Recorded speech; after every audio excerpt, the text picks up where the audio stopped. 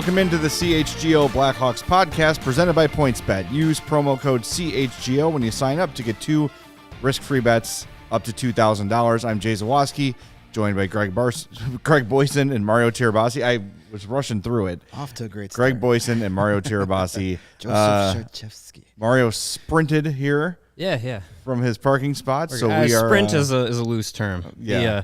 Well, compared to anything I would do, it's a sprint. The quads and hamstrings are a little tight still from Monday night's game, but it was a brisk walk. Yeah, a bit of a difficult day for everybody, I know, and sports always sort of takes a back seat when we have things that happened in Texas yesterday. We want to definitely take some time to acknowledge at least 19 dead after an elementary school shooting, and I didn't really know, and I still don't know how this is going to go for me. This conversation, and it's not going to be the whole show. We're going to get to our Blackhawks player evaluations. We're going to talk playoffs. Don't worry, but we'd be negligent if we didn't take a second to say something. And I'm the father of an 11-year-old daughter. Just turned 12 actually 2 days ago. I am the softball coach of many girls that age, and it's just another day where I'm like, should I be sending her to school today? And it's really hard. It's really difficult to think of those parents in this time, of those siblings in this time, and those grandparents and aunts and uncles who feel so helpless, who are getting news as the day's going on, or they're driving to the school and they hear about what happened, and just with their hearts in their throats. And I don't know. There's no point in getting political because everyone is so divided. But I think when you look at what the people that live in this country want, the vast majority of the people that live in this country want some sort of change, some sort of reform, and it has to happen. It's like, when is it going to be enough is the question I constantly ask myself. And was yesterday not enough? Does that have to be 25, 30, 35, 40, 45? Like, what's the number where the people that we have elected to lead this country actually decide to lead and do something? And it's not, it's just, there's so much that needs to change. Maybe it starts with campaign reform where you can't accept money from lobbies or something like that. I don't know. I don't know what the answer is. I just know what we're doing now is not working, and I'm sick of it. I'm tired of it. Steve Kerr said it more eloquently than I ever will. But as the father of a 12-year-old who's a few years away from going to a massive high school in Homewood Flossmoor, I can't tell you, there's not a week that goes by that I don't worry about how she's going to be and how those 4 years at a giant school like that are going to go, with children going through mental health issues, not getting treatment, angry, the country's divided. It's really scary. And now what we're hearing, like the long-term effects of the isolation of COVID, which was the right thing to do for the health and safety of everybody, there's mental health problems from there, and children are not maturing socially as much anymore. So that's another added layer of the terror. So I'm just rambling on, but all I got to say is, as a parent, as an uncle, as a cousin, I'm terrified and I'm pissed, and it's time to do something. Someone's got to do something. I'm sorry. Yeah, I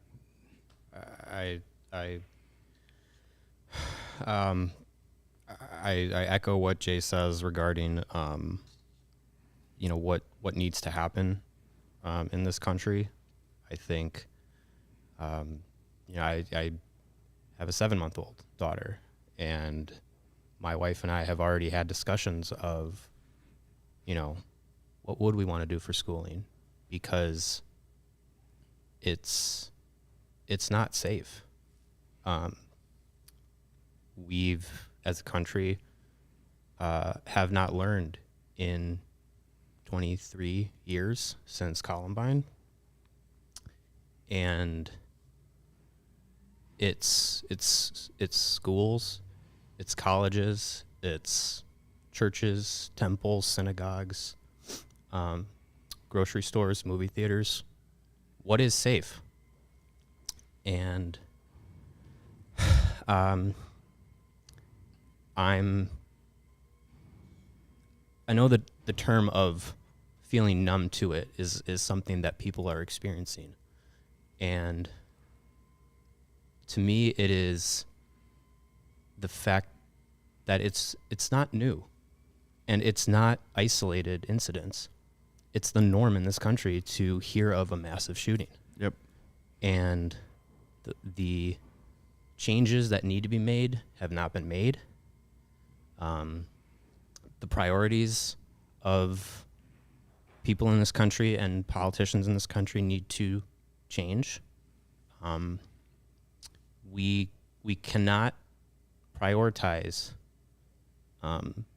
power and money and guns over people's lives, over children's lives. Like you said, Jay, I don't know what is the tipping point, but in my mind, there have been thousands of tipping points. Yeah. And I'm tired of it. I'm very angry. I know this is a hockey podcast. We will get to it. But if I'm being honest, I couldn't give a shit about hockey today. Yeah. But we have a job to do, and we will do it. Yeah. But it's something that needs to be addressed. Yeah, and yes, I know the Stick to Sports is coming out, but you know what? We have a platform and we have a responsibility that when something like this continue, like we can't even process the last tragic loss of life before the next one comes. I'm not a parent. I don't have children. I can't imagine what everybody else in this room woke up feeling. I'm the only one sitting in this office right now without a child. Part of the reason I don't have children is because I don't want to bring a child into the world like this, a world that doesn't give a shit about them. Schools are supposed to be where children go to be safe, and they can't even do that anymore because we have quote-unquote leaders that care more about their money and their power. They don't give a shit about your children's safety. They don't care about yours. I don't care about your rights to own anything. Children have a right to go to school and be safe and come home. Yep. African Americans have a right to go grocery shopping without being murdered. People have a right to go to concerts, movie theaters, their houses of worship, nightclubs, anywhere they want without the fear of being mowed down by a military-grade weapon. Enough. I'm tired of it all. But here we are. The cycle repeats itself. Tragedy happens. Our leaders fawn outrage for 24 hours, and then they move on to blame the other side for something that really doesn't matter. Yeah. I saw Dick Durbin today, who is a politician I actually have some respect for. He's done a good job for Illinois. For the most part, say, well, we really can't do anything until the memorial recess is over. What? Yeah. No. What are you talking about? Do it right now. Screw your recess. You should have done it 15 years ago. Yeah. You should have done it. You should have done it after Sandy Hook. It keeps happening, and it's going to keep happening because you know what? As you both said, and I agree, I don't know what the right answers are, but I know doing nothing is not the right answer. And you look around the world, and you know, people say, well, gun laws aren't going to help anything. Look at there's strict gun laws in Illinois and Chicago, yada yada. But it's not surrounding. The surrounding states don't have those laws. Right. But you look at other countries that have had mass shootings, and they immediately adapt, and they immediately see a change. Yep. Whatever's happening, I don't have the answer. I'm not a politician. I'm a hockey podcaster. Okay, I for the most part try to stay in my lane. But when my 12-year-old daughter is impacted by these political decisions, when she comes home from school and says, "Oh, we had another stranger in the building drill today," are you kidding me? Are you kidding me? Yeah. My 12-year-old daughter has to learn how to bar a door. She has to learn how to hide in a corner. She has to learn how to communicate with police that are walking through the hallways after a mass shooting and how to tell if it's a real police officer or a shooter. This is what my 12-year-old has to do in school. And the worst part is we've gotten to the point where now this has been happening so long that the mass shooters have gone through those drills when they were in school. Exactly. So something's got to change. Yes, we're going to get to hockey, but there's no way we can walk into this morning and not talk about this. And if it's something you guys are uncomfortable about hearing about, that's good. Yeah. Because the time for comfort it's time is to get over. uncomfortable. Yep. And if you don't want to get uncomfortable, then you're part of the problem, not part of the solution. It's time to figure this out. I'm sick to death of reading about innocent children, innocent people trying to live their life and getting killed for no reason. It's disgusting and it's heartbreaking. I'm angry. I'm sad. I don't know if I should throw up or punch a wall or do both at the same time. It's just terrible. So, that's where we stand. It felt a little better to say these things. Yeah. I appreciate our bosses, Jake and Kevin and Brandon in Denver, for allowing us to use our platform to say what we want. They are supportive in all this, and it is very appreciated on this end, this side of the camera, to know that the other side of the camera has our backs and gives us this platform. So I think that's a good stopping point, and we should get on to hockey, as I'm sure half of our audience is screaming at us right now. As I used to say, to start every Madhouse podcast, let's drop the puck. All right. All right. Good. Why don't we start with the playoffs from last night, and then we'll get into our player evaluations on the back end. We're going to evaluate Dylan Strome's season and Riley Stillman's seasons in the second half of the show. But another good night. I mean, look, every night of the Stanley Cup playoffs is good. It's the Stanley Cup playoffs. It's the best teams in the world going at it. The Rangers win. To me, they looked really damn impressive last night. Shesterkin was making incredible saves. He looked like the guy who was the goalie for the Rangers in the regular season. And Greg and I were talking before the show, when the Rangers' big guns show up, they're really hard to beat. Mm-hmm. But there's been too many games where they have not been visible. Last night, that was not the case. Kreider and Zibanejad and Shesterkin were all – Adam Fox had a really good game too. I've been impressed with the Rangers in the series. I don't think a lot of people gave them much of a chance. I still think Carolina will probably pull off the series. I just think they're a better, deeper team. They're going to have to win a road game. Yeah, they're going to have to. Nice. Eventually. Yeah, but I just, I've been really impressed with how the Rangers have come out and played this series. And for the majority of the game last night, they were the aggressors. They were the team with the edge. They were the team dominating and dictating the play. So good for them. Good for the Rangers, man. And I got to say, too, aesthetically, that game last night was beautiful. Yeah. The Rangers' home uniforms are top-notch. And there's something about the lighting there that makes the colors pop a little more. Yeah. It seems like it's just a little bit brighter.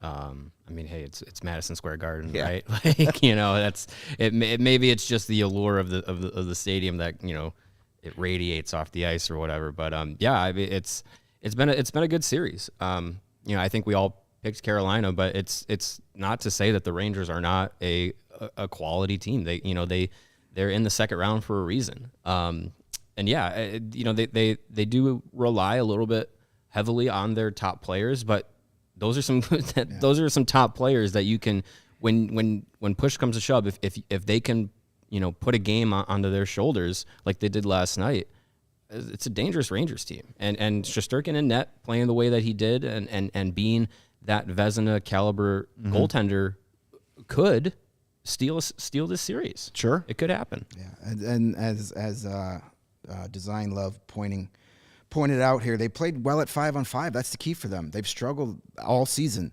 And in the postseason a lot, too. In that Penguins series, they struggled at 5-on-5. They've played really well 5-on-5 the entire series. But the one guy that I'm going to give the shout-out to is Mika Zibanejad. These last two games, he's a beast when he wants to be. Yeah. And he needs to do that, bring that every night. And when he does, he took that team on his shoulders in Game 3 and willed the first couple goals of that game.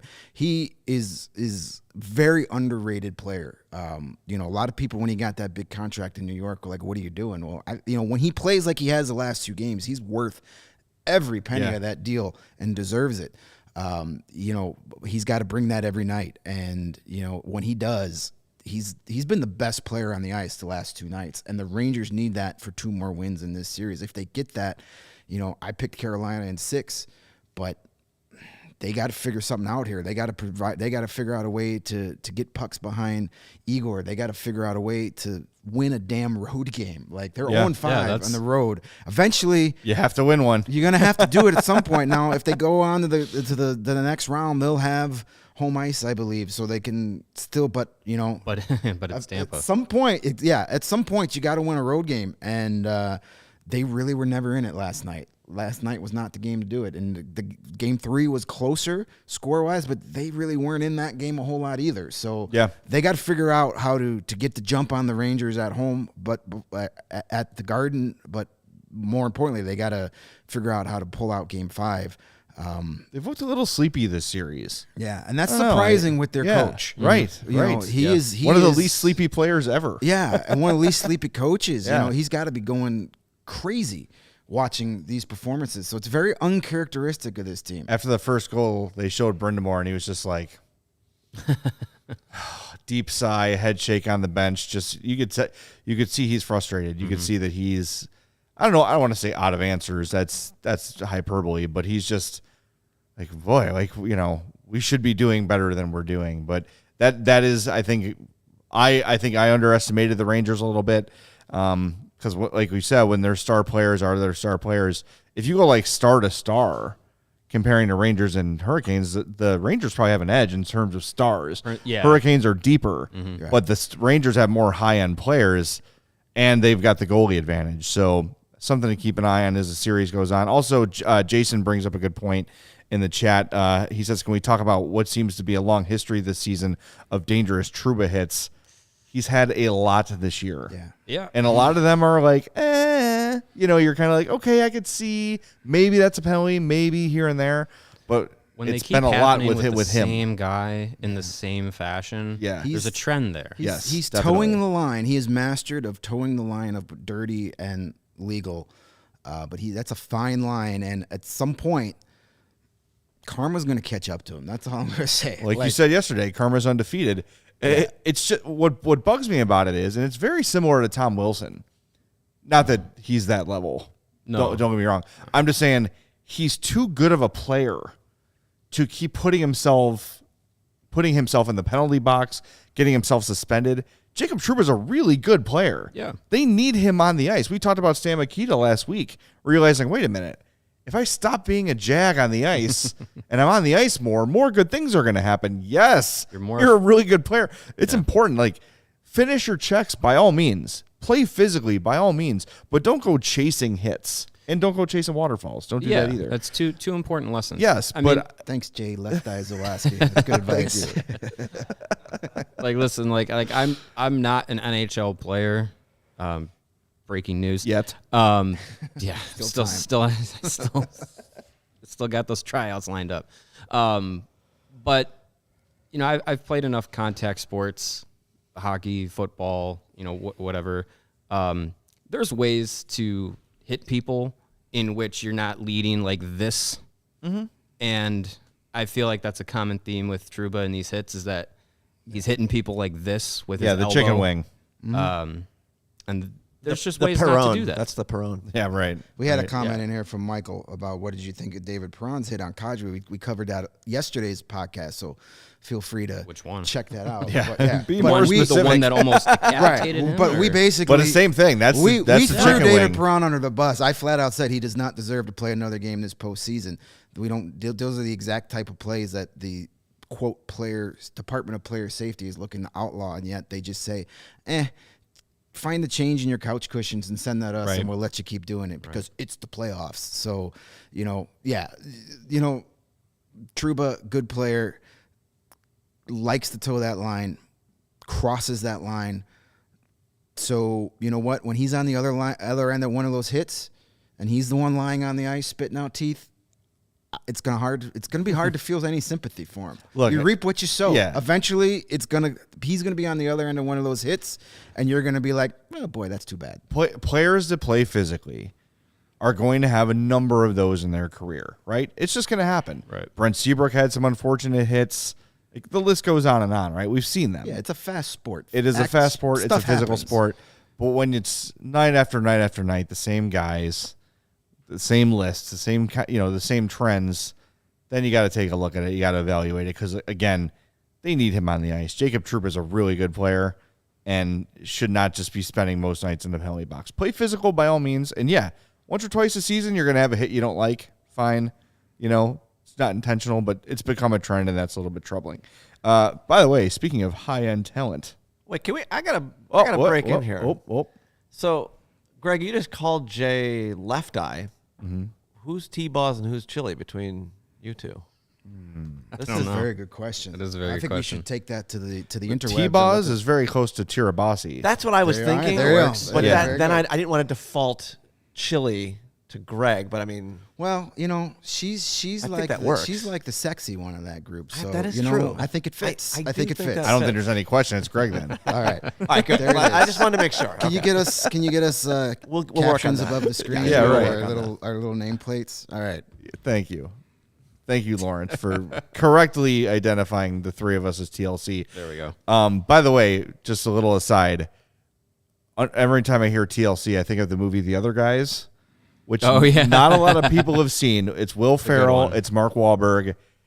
It totally bombed in theaters. Michael Keaton. Michael Keaton is fantastic. It is one of the funniest movies. I love it. Every time it's on, I get Shawshanked by it. It's If good. you've not seen The Other Guys, throw it on your streaming service. It's a good hour and a half, and you'll laugh. It's great. It's really funny. All right. Anyway, back to my segue. Speaking of high-end talent, the Oilers lead the series 3-1. Surprising. And, man, you had some goalie adventures. Oh, my God.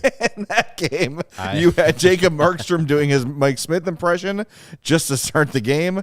What was it, 28 seconds Yeah. into the Something game? ridiculous. Just fumbles the puck behind the net, and then Mike Smith later in the game gives up the tying goal.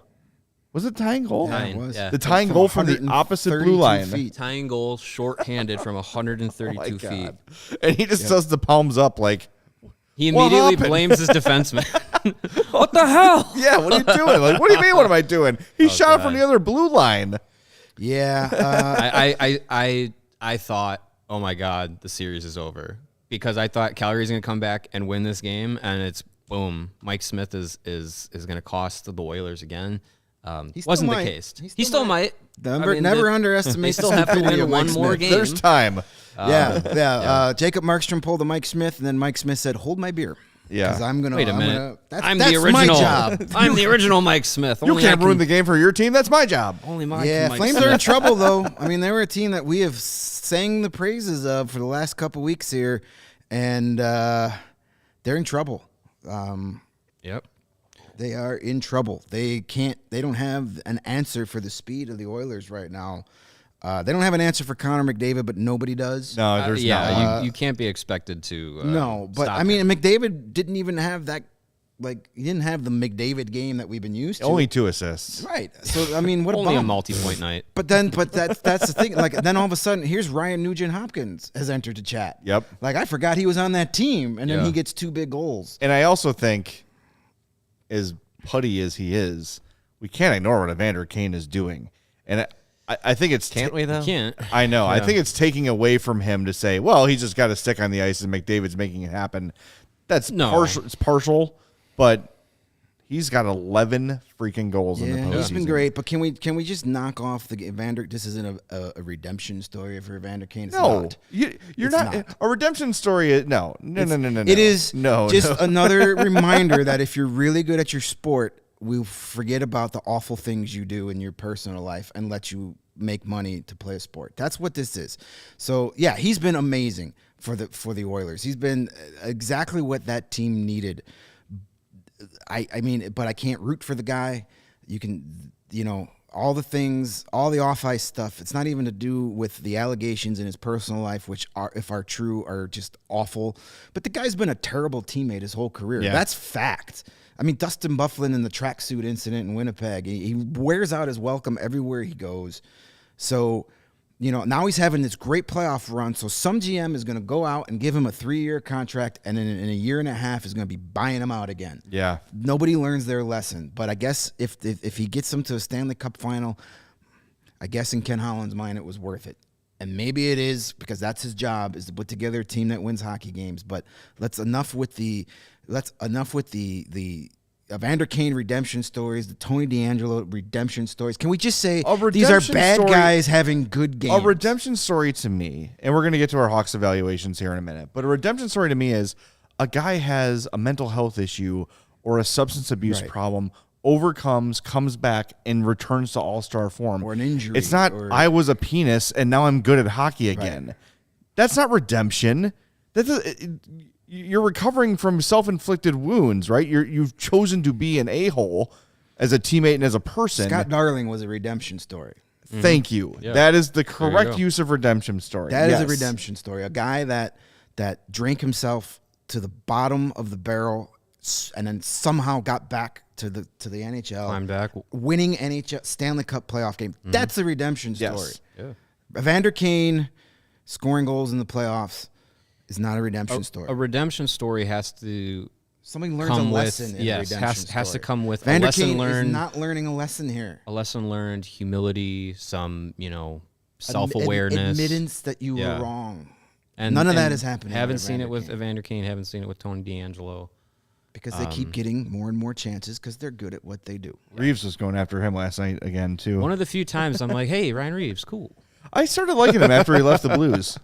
I don't know what happened. It's weird. Ryan Reeves is a really good guy off the ice. Yeah. He does a lot of great things in the various communities that he's played for. He's a player you like on your team. Right. I 31 wouldn't- other yeah. team fan bases hate him a year. Yeah, he's a really good guy, but yeah, he does some stuff that I don't like, but I wouldn't mind knowing that he's got my back if I needed to get into a fight. For sure. That'll work. So Absolutely. he's got his redeeming qualities. Yeah. I don't necessarily like it, but you know what? I'll take a Ryan Reeves over Evander Kane any day, There you go. He sold. based on human being. Sure. He got me on when he was in Vegas. He put on they have like a statue of a knight in the hallway, and he put on the costume, and then as people walk by, he would like jump out at him. He was doing that, and then the other night he did a WWE style announcing of the starting lineup for the Rangers. Oh, nice. Just screaming at the top of his lungs. It was awesome. So yeah, good teammate. Was it Reeves and Kane that had a beef? A few years ago? No, it was Buffalo and Kane.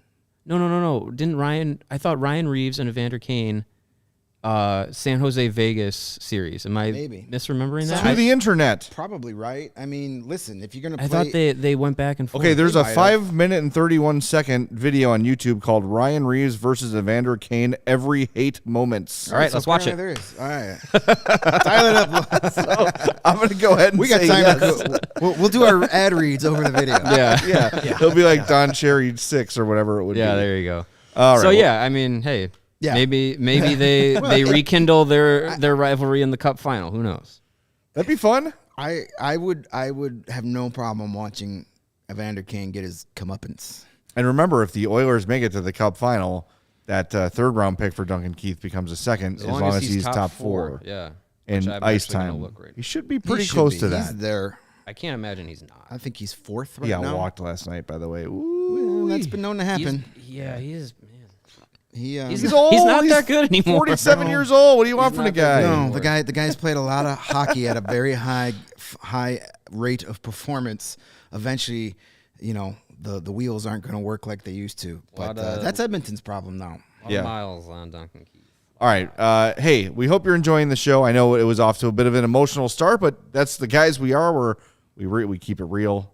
Left Eye Chili and T-Boz here. We always tell the truth. We always say what's on our minds, and we're going to do that as the show goes on. So thanks for sticking with us here. But the best way to support CHGO is to download that PointsBet app and make sure you use that promo code CHGO when you sign up. If you do that right now, you're going to get 2 risk-free bets up to $2,000.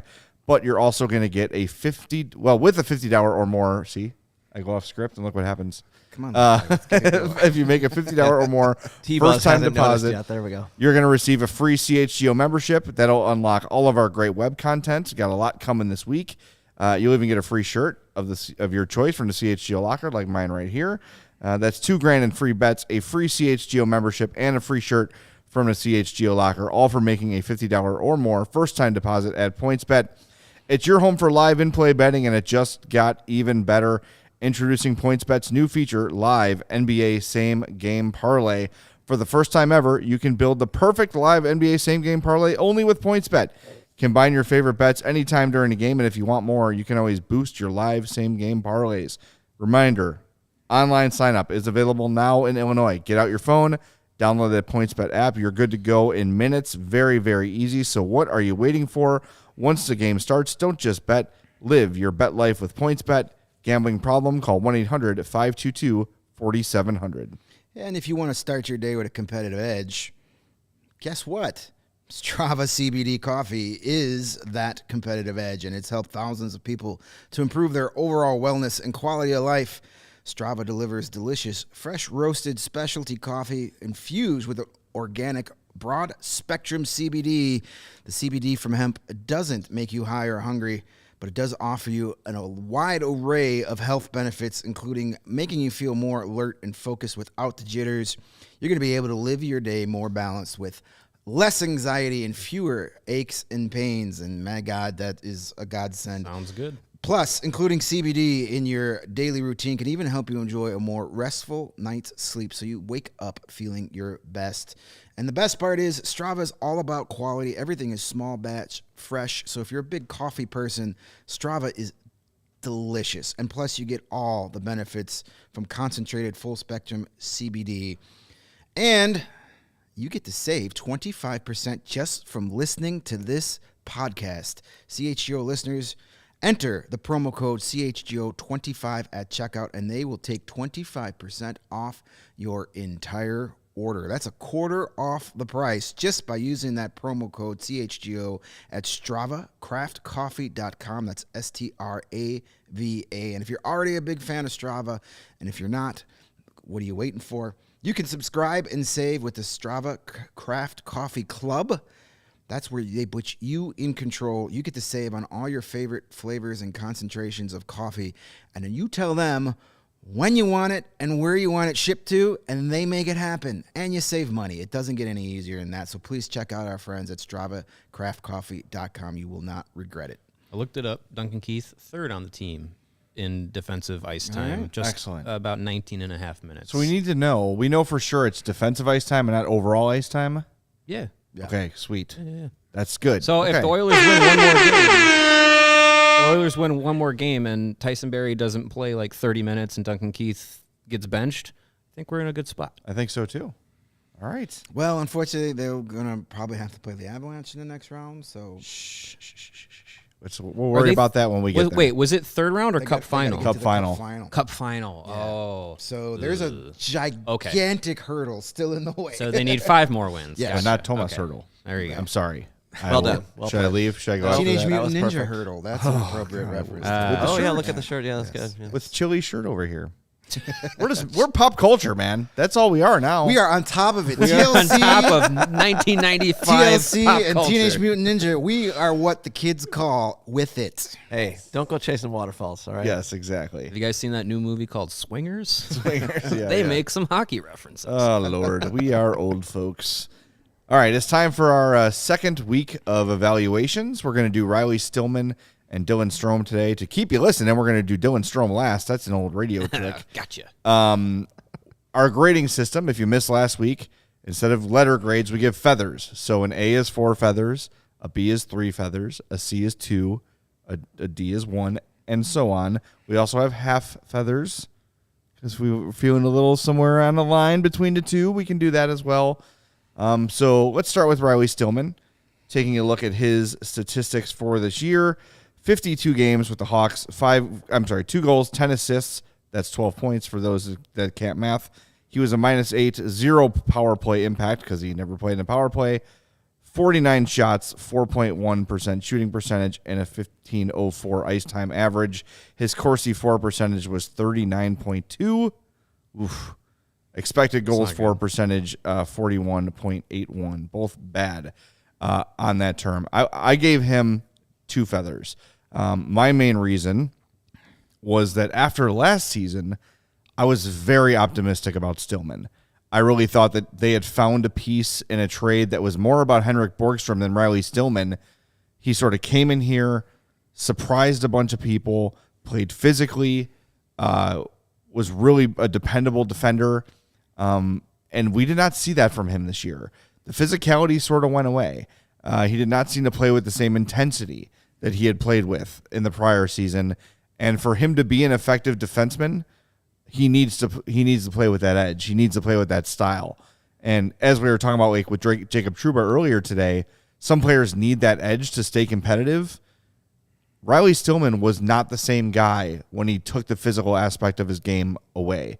And if he's going to become one of the Hawks' top 6 defensemen, which I think at this point he is, basically just out of default, right?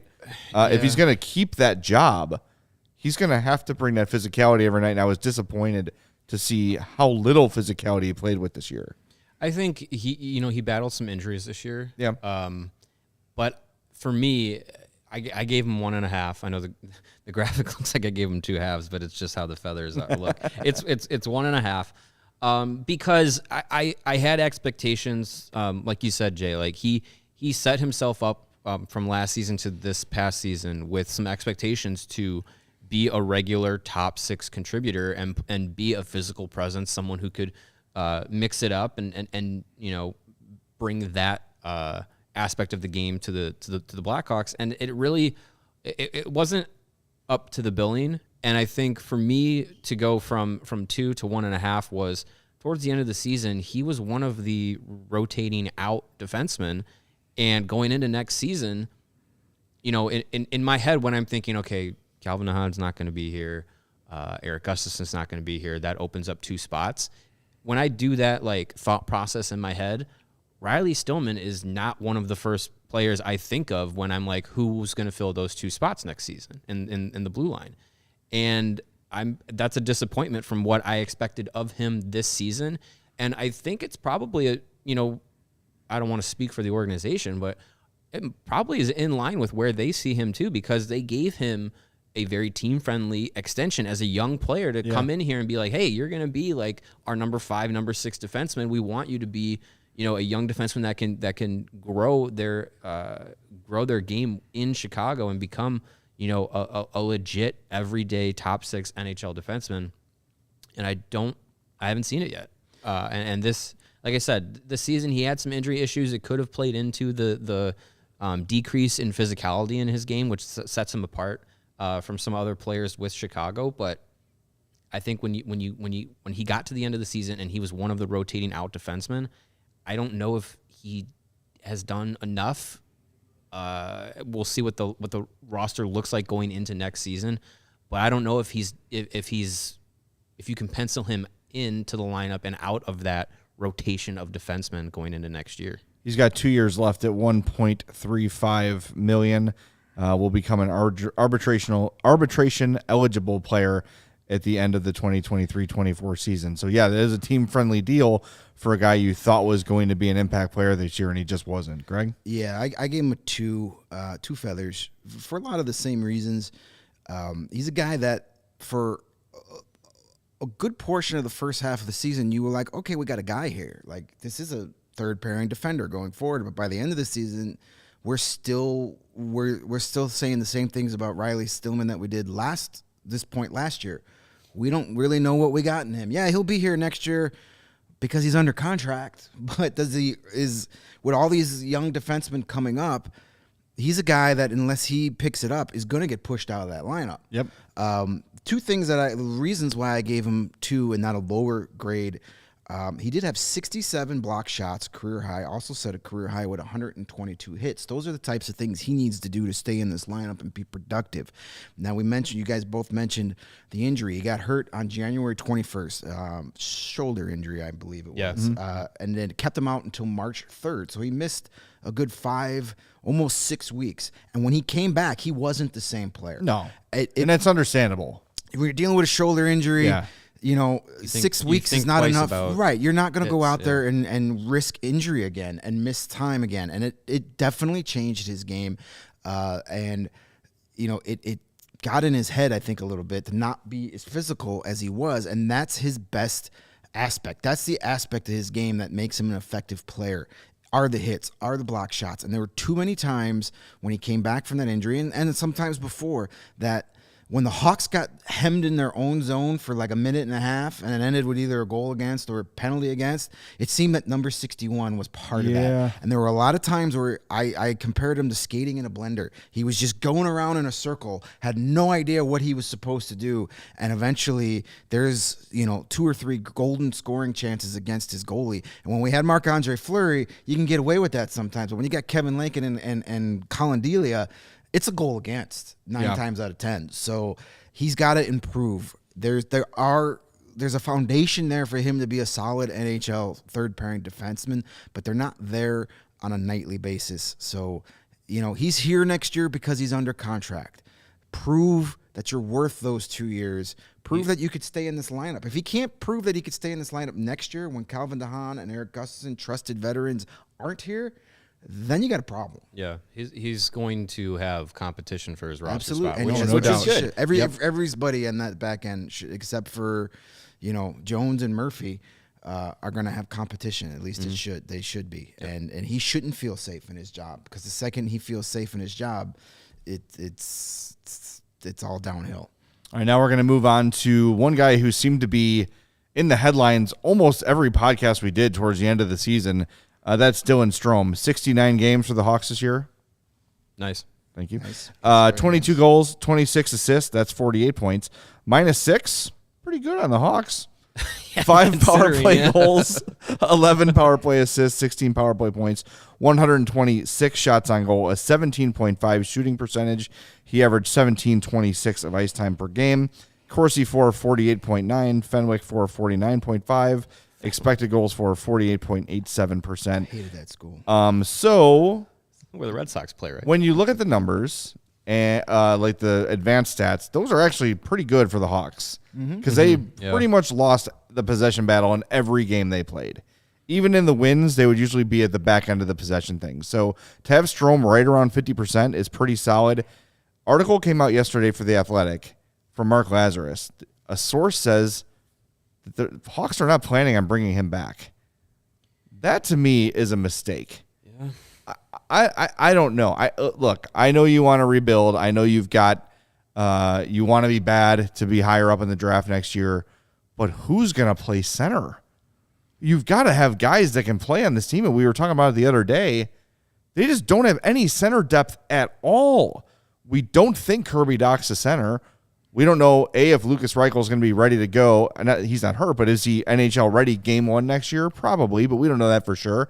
But if he is he a center? Is he your number 2 center behind Jonathan Taves? That's a tough ask. You look at the Ice Hogs, it's Evan Barrett who's been a disappointment, and Josiah Slavin. but that's they have so many again, guys who are like not tweener centers yeah, too. that's not a position of depth with this team, and especially if you remove Strome and potentially remove Taves going into next season, woof. Yeah. Oh my gosh. Like you literally have almost nothing. And I like you said, the plan is not necessarily the plan's not to win a ton of games next season. But you got to have some players to be can't just get smoked competitive. You have to be able to field a roster that can compete at the NHL level and not be. You're not going to have Patrick Kane, Seth Jones, and the kids. Like right. You need to have some serviceable players. And Dylan Strome has proven that he's more than serviceable. He's still young in the NHL. I believe he's had 2 good seasons with the Blackhawks, good enough to say, he's worthy of being around. He's worthy of playing in a top 6 role. He is an effective center in the right situations. I think Derek King did a good job of throughout the season finding the right way to utilize and to coach Dylan Strome that Jeremy Colleton couldn't do. Or is unwilling to do, or too. or unwilling to do. And the trio of DeBrincat, Strome, and Kane was the offensive catalyst of the team this last season. And Kane and DeBrincat are 2 players that potentially could stick around in Chicago through the rebuild.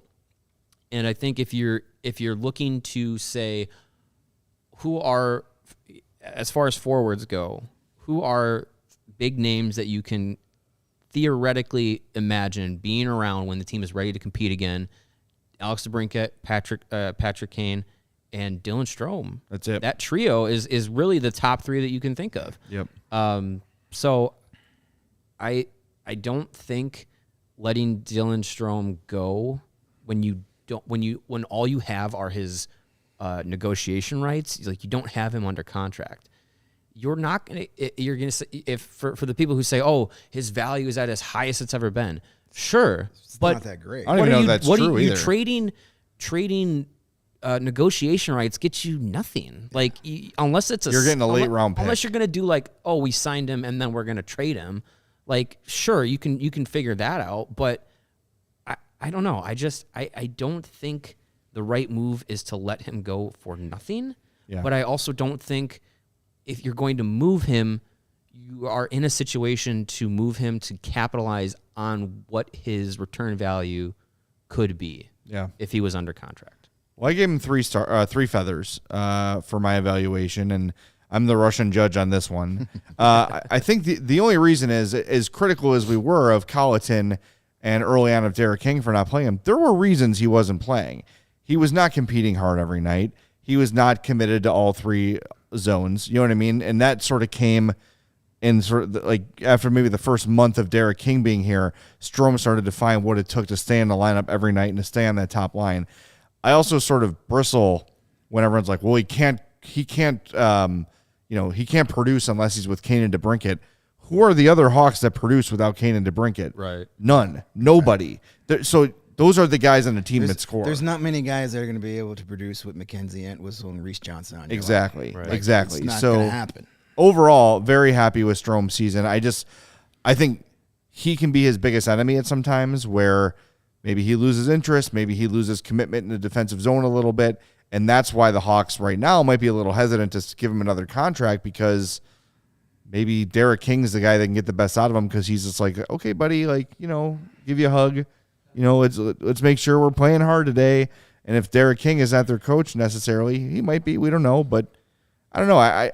I still think, regardless of his inconsistency, he should be brought back. But that's why I gave him a B and not an A, because I just think there were too many games where he was a complete non-factor. And as much as we were critical of Jeremy Collin, there was some validity to that. There were days where Dylan Strome, you forgot he was on the team. Yeah. And he's got when those are less frequent, he's a much better player, a much more consistent player. And that is sort of the last piece to his NHL puzzle, is finding that consistency where he's the same reliable player every night. And when he does that, he's definitely going to be worth the $4 million plus he's going to sign. Yeah. I gave him 3.5, and I based my grades, and I'm doing these grades kind of not just on the overall performance, but more like weighing what my expectations were for the player heading into the season and then what the results were. True. And I had no expectations for Dylan Strome heading into this season. I didn't even think he was going to be on the opening night roster, to be honest with you. When he made the opening night roster, I was surprised. I thought he was going to be traded in the summer. I didn't think he was even going to be here. And I'm going to give him a ton of credit for what he went through to where he finished the season with 22 goals, career high. He was a pro. He could have easily taken to social media. He could have easily moaned and cried and demanded a trade. Checked out. But he didn't. He stuck with it. And Derek King instilled some confidence in him. And here's the stat that jumps out the most at me when I look at Dylan Strome, besides the improvement at the faceoff dot, 52.3% faceoffs, first time over 50% in his career. He was like 47, 48% career average. So to make that jump, that's remarkable. Great job. But here's the stat that really jumps off to me, and I think this has got a lot to do with Derek King. 67 takeaways this year, career high. And King said many times that Strome needed to learn the reason why he wasn't playing. He's great when he's out there with DeBrincat and Kane, but he needs to be better when he's away from the puck. 67 takeaways, career high. That shows me he put in the effort to be better when he doesn't have the puck. So those are the types of improvements, the face-offs, the takeaways, the things that don't get you the glory, but you got to be able to do to win hockey games. And that showed me that Dylan Strome was dedicating himself to becoming more than just Alex DeBrincat's center, and riding his coattails, that he wanted to be a more complete player. And he showed it for a lot of that second half of the season. So that's why I gave him 3.5 stars. The progression from opening night to the final night of the season was tremendous from Dylan Strome. Does he have his flaws? Absolutely, sure. 100%. Yes. Should he, and again, with the whole, we can debate all summer, and we probably will, validity, if he should be here or not. Yes. I would have zero issues with Dylan Strome coming back. There's a lot, to me, there's more pros to having Dylan Strome on your team than cons. Certainly. If he's not the type of player that fits Kyle Davidson's vision, he doesn't want him here because that's not, then that's his job. So if he feels that if he's not just trading him for the sake of trading him, I can get an asset. I can get a 4th round pick for his negotiation right. But if he literally says, hey, I've watched Dylan Strome's game. Yes, he's a good player, but he's not the type of player that I envision my team being successful with, then move him. I have got no problem with that. I would like to keep him. He's still at that age where I don't think he's played the best hockey of his career yet. And I'm selfish. I would like him to play the best hockey of his career in a Blackhawks uniform. It'd be nice. I think that's fun. Yep. But if Kyle Davidson doesn't agree, then that's his job to make those decisions. Yeah. So right now, I'm giving Kyle Davidson the benefit of the doubt. He's earned that. What else do we have to do? We can't start screaming that he's terrible and he's barely gotten his, roll up his sleeves yet. Right. So I'd be disappointed if Dylan Strome is not here next season.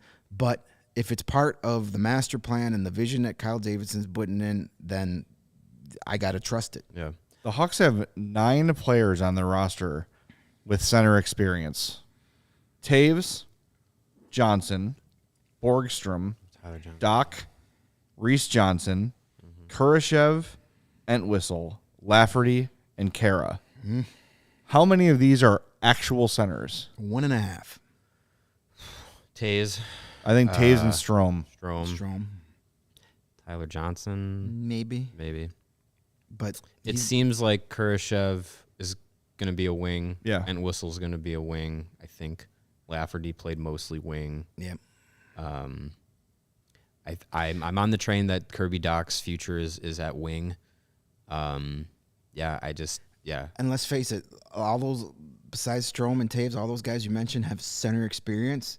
Not because they're good at it, because they had no one else to put there. Hey, kid, go take a face-off. Let's see if you can win. Tyler Johnson was pretty consistently a center. In Tampa? Right? In Tampa, I think. Mm-hmm. Yeah, I think at this point of his career, he's better at a wing. He can be trusted there. Yeah, he can be trusted to play center consistently, but he's effective at wing as well when he's put there. But I think if you go into a season and Tyler Johnson's your 3rd line center, that's not bad. It's not.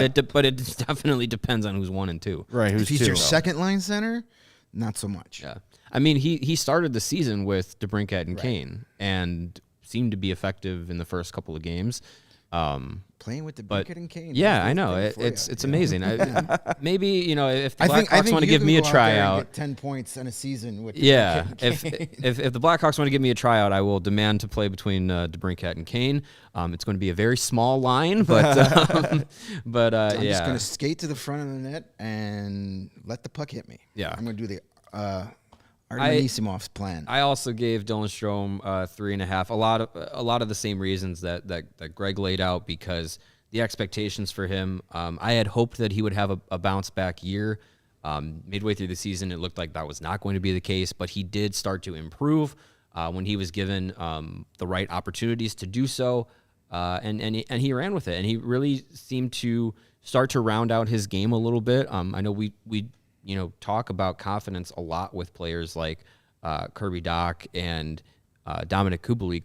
Dylan Strome was another one that I think he just needed confidence. He needed a change, a positive change in confidence in himself, and I think he also had to get it from the coaching staff, and he wasn't getting that at the beginning of the season. So I think a lot of that impacted the change in his game and a little bit of the rounding out in his game that we saw this season. So I was very happy with the year that he ended up having. I said it before. I think he should be back, but we'll see what happens this summer. Design Love in the chat brings up a good point. He says, I think the issue with Strome is that if he does not play line 1 minutes, is he any good? That's the question. Now, and one thing we know, just based on the moves he's made so far, Kyle Davidson likes players that are flexible and versatile. Like Radish can play on all 4 lines. Kachuk, maybe not as much, but you get my point. Sam Lafferty. Tyler Johnson can go up and down. Sam Lafferty can go up and down. Players like that are very helpful. Dylan Strome does have to basically be a top 6 guy to serve any sort of purpose at all. That said, though, they don't have a lot of options. Unless Kyle Davidson is flat out convinced that starting day 1 next season, Lucas Reichel is a number 2 center, and if he's sold on that concept, you have to bring Strome back. You can't. Yeah. Unless they've got some free agent in mind that we don't know about, which is a possibility. But Joe Thornton. Who are you going to find that is right? Right. That's perfect rebuild candidate. Who are you going to find that is as young and productive as Strome? Yeah, maybe you find someone a little bit cheaper, but I don't know. To me, it feels like not giving him another year or two to prove himself is foolish. Because if he remember, he was a number 3 overall pick. And Behind Eichel and McDavid. Sure, right, yeah. Like Who would you rather have right now, honestly? Dylan Strome or Jack Eichel? Eichel. Oh, I still take Eichel. I mean, yes, for a Eichel. pure hockey performance, yes, but do you want Yeah. that? Do you want that? Maybe not for a rebuild, yeah. Do you want that No, guy in your locker room? Not as a rebuilding rolling his player. eyes at no. your goalie? No, I Yeah. don't think so. Not as a rebuilding player. But here's the thing. Like I get the argument that he can only play with Kane and DeBrincat. Well, good for him. Kane and DeBrincat are here, so just put him there. Well, and also just like put him there. if he Who centers else is going to take that spot? if he centers Doc and Reichel, it's not the end of the world either. No. That could be a pretty productive line. Yeah, he's a top. He can only play top 6 minutes on a bad team, but you put him on Colorado or Toronto, he'd be a really good third line center there. It's all about the guy. Yes, he's a guy that plays better with good players around him. So is everybody else in the National Hockey League. Everybody else is going to play better when they got all-star talent around them. So if he can only play with Kane and DeBrincat, then let him play with Kane and DeBrincat and be productive. Why do you need him to play anywhere else? I'm also not willing to move on from Dylan Strome's new dog Benny. Oh, no. Um, Look at that. This is not Yeah, something I'm willing to let go of. I feel like he deserved an extra half feather just for Benny. Yeah, Like, come on, Jay. The story is, if I understand this is It's his brother. It's Wrigley's brother. Yeah, same yes. father. As Wrigley, his the 2-year-old dog that passed Wrigley, away, yeah. Wrigley. Same This father. is the from the same lineage, and they were going to be Brothers. in the Strome family. So, yeah, Benny, just I a love very how adorable I little. love how the golden Blackhawks retriever. sent Benny a jersey, but Daddy doesn't get a contract. Yeah, Yeah, it's kind of sad. that would be awkward. Well, I do encourage, not that we're trying to push other publications, because all CHGO is wonderful, but I think what Mark Lazarus wrote yesterday for The Athletic is there's a lot of interesting stuff in there. So make sure you read that, Hawks fans. But just the fact that they're like, yeah, they think they're just going to walk away from Strome. Yeah, it's Walking maddening. that to me is away nonsensical. without. I know I said like, oh, what are you going to try? They said not re-sign, but that's walking away. Yeah, if they just say we're not giving you a contract and we're not going to move you even for peanuts, that's the biggest mistake they could make. Yeah, it's kind of like Calvin DeHaan. Why didn't you get something for him? Yeah, that still chaps my ass. Yeah. So yeah, and we're not trying to like discredit Mark Lazarus. Like we're just disagreeing No, with the it's a source. Blackhawks. Yeah, Mark sure. Lazarus is one of the most plugged in guys Absolutely. in Chicago. So if he's saying it, it's most likely true. He's not making it up. He's got it from a. he's not got it from not clickbaiting it. He's got a trusted source. I trust Mark Lazarus when it comes to Blackhawks information. He's one of the best, if not the best, on the beat. So I just disagree with the Blackhawks thinking. Yeah, totally agree. All right, tomorrow, Throwback Thursday. Greg is the what do you say, like the designer, the creative force behind Throwback Thursday. I know where we're going. Mario knows where we're going. Greg, let the good folks know where we're going tomorrow. Well, since I am excited. Since we're coming up on the 9th anniversary of these great moments, we are going to deep dive and spend most of tomorrow's podcast on the 2013 series between the Chicago Blackhawks and the Detroit Red Wings. Yes. Of course, the anniversary of the big Brent Seabrook goal and the Nicholas Jarmelson Should have been goal. disallowed goal because he took a penalty for allowing himself to get thrown down on the ice. Yeah. Why would Brandon Saad do that? Right. So it's crazy. Still makes me that mad. game was insane. Everybody remembers that goal, but you know what? There were 7 intensely Fantastic interesting games that happened before that Seabrook goal. We're going to tackle that entire series, reminisce, go through it game by game. It's going to be a lot of fun.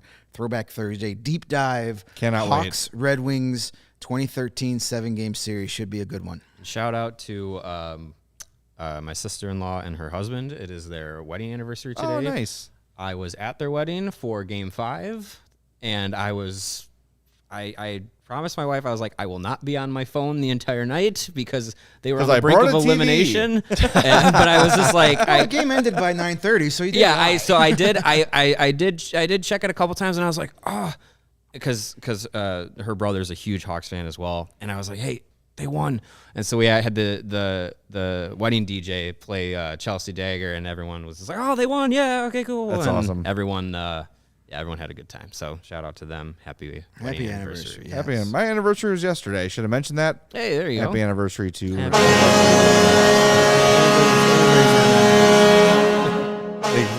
Thank you for blowing the horn for us. We Nice. appreciate it. Lawrence.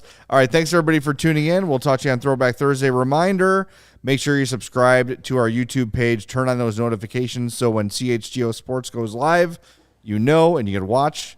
The Bears are up next. We've got Cubs, Sox, Bulls, Sky, Red Stars, Fire. Every Chicago team that's a pro team is covered. So turn those notifications on. And make CHGO sure, Bets Daily. Don't forget about CHGO Bets Daily. And of course, CHGO Bets Daily. I make some appearances CHGO on Weekly that. Podcast. Just bet against Sean Anderson. You'll be good to go. It's my guy, Sean. I love him. That's my wind guy. He'll bounce back. That's the guy that makes my hair blow in the wind. He's my guy. There you go.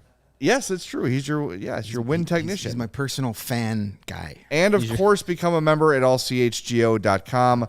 Get access to our great written content, our Discord channel. You get a free t-shirt for signing up. Go to allchgo.com for more info. For Mario and Greg, I'm Jay. We'll talk to you on Throwback Thursday tomorrow at 11 a.m. on the CHGO Blackhawks Podcast.